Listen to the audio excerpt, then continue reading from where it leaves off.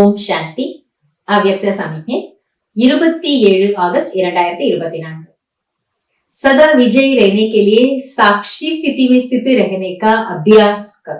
बाबा சொல்றார், குழந்தைகளே சதா வெற்றி பெற வேண்டும் என்றார். வெற்றி நிறைந்தவராக எப்பொழுதும் இருப்பதற்காக சாட்சி நிலையில் நிலைத்திருக்கக்கூடிய பயிற்சியை செய்யுங்கள். சாட்சி பன் இஸ் தேஹ சே கர்ம கர. சாட்சி எனும் பொழுது நம்மை சுற்றி நடப்பதை சாட்சியாக பார்க்கிறோம் என்பதல்ல. முதல்ல நாம பண்ண வேண்டியது என்னன்னா, ஆத்மாவாகிய நான் என்னுடைய இந்த புலன்கள் மூலமாக சாட்சி நிலையில இருந்து காரியங்களை செய்ய வைக்கின்றேன். அவை காரியம் செய்வதை நான் ஆத்மா சாட்சியாகி கவனிக்கின்றேன். साक्षी स्थिति सहज पुरुषार्थ का अनुभव कराती है, क्योंकि साक्षी स्थिति में किसी भी प्रकार का विघ्न या मुश्किलात नहीं आ सकती. இந்த சாட்சி நிலையானது சகஜமாக முயற்சி செய்யக்கூடிய அனுபவத்தை நமக்கு பெற்று தருகிறது. ஏனென்றால் சாட்சி நிலையில் எந்த விதமான தடங்கள் அல்லது கடினத்தன்மை என்பது, கஷ்டம் என்பது வரவே முடியாது என்று பாபா சொன்னார்.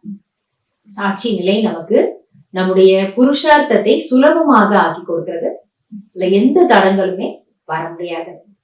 ஏனென்றால் சாட்சியாக இருப்பவர்கள் கூடவே என்ன பண்ணிடுறோம் அப்படின்னா, பாபாவை தன்னுடைய சாத்தியாக, அதாவது தோழராக, துணைவராக அனுபவம் செய்யறோம். लास्ट में जब चारों ओर की हलचल होगी तो उस समय साक्षी स्थिति से ही विजयी बनेंगे. கடைசி நேரத்தில் எப்பொழுது நாலாபுறமும் குழப்பங்கள் ஏற்படுமோ அந்த நேரத்தில் சாட்சி நிலையின் மூலம்தான் நீங்கள் வெற்றி பெறுபவர் ஆவீர்கள். சாட்சி நிலையில இருப்பதன் மூலம்தான் நாம கடைசியிலையும் வெற்றி அடைவோம். அதனால இப்பவே அந்த பயிற்சியை பண்ண சொல்ற.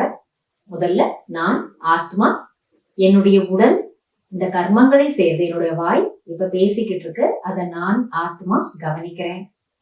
அந்த மாதிரி ஒவ்வொரு புலனும் வேலை செய்யறத ஆத்மா சாட்சி நிலையில இருந்து கவனிக்க வைக்க சொல்ற.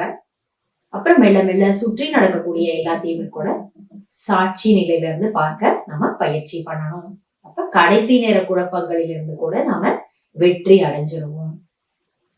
நன்றி பாபா. ஓம் சாந்தி.